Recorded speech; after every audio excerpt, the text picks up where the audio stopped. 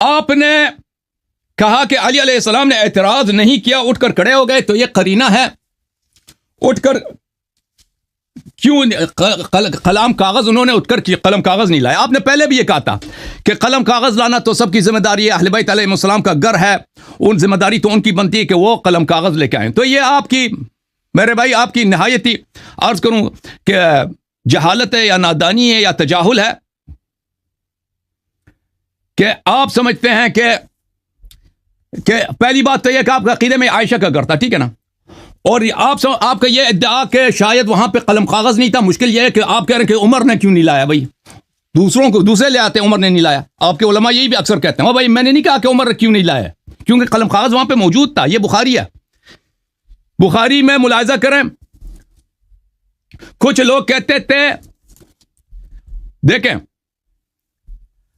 عمر نے کہا حسبنا کتاب اللہ فاختلف اہل البیت واختصموا، گھر میں حاضر افراد نے آپس میں اختلاف کیا اور آپس میں اختصام کیا، خصومت کی. فمنهم من يقول قربوا يكتب لكم كتابا لا تضلوا بعده.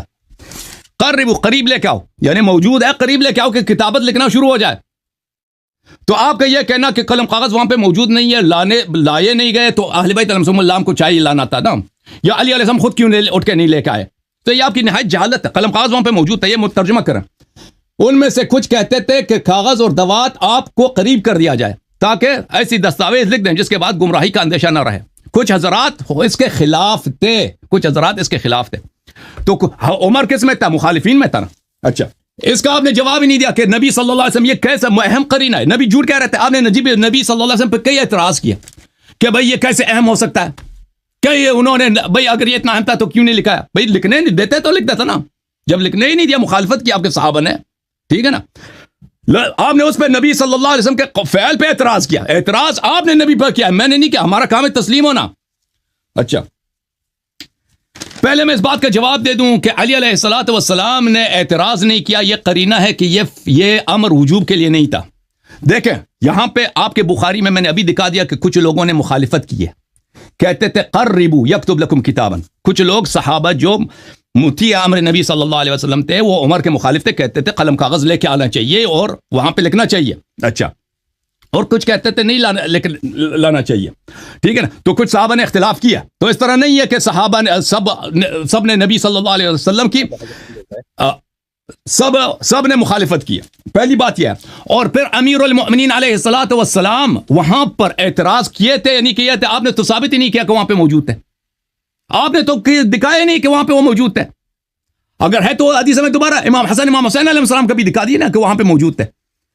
آپ نے وہ بخاری، یہ آپ کی اتنی بےایمانی ہے، بخاری کی حدیث دکھائی ہے کہ ابن عباس نے کہا کہ خرج علی علیہ الصلوۃ والسلام عن رسول اللہ صلی اللہ علیہ وسلم فی وجعہ الذی توفی فیہ. نبی صلی اللہ علیہ وسلم کی بیماری میں وہ کہیں تھے تو ان بیماری میں وہ ان کے پاس سے نکل آئے.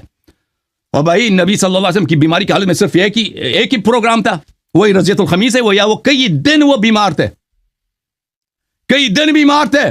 پھر اب وہ یہ تو دیکھیں، آپ دکھائیں کہ اس حادثے میں امیر المؤمنین علیہ السلام موجود تھے، ٹھیک ہے، وہ تو آپ نے دکھایا ہی نہیں ہے.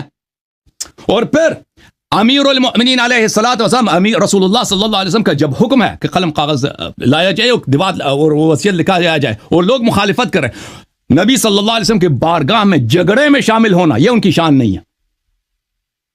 یہ جھگڑے میں شامل ہونا، آواز بلند کرنا، یہ ان کی شان میں نہیں ہے.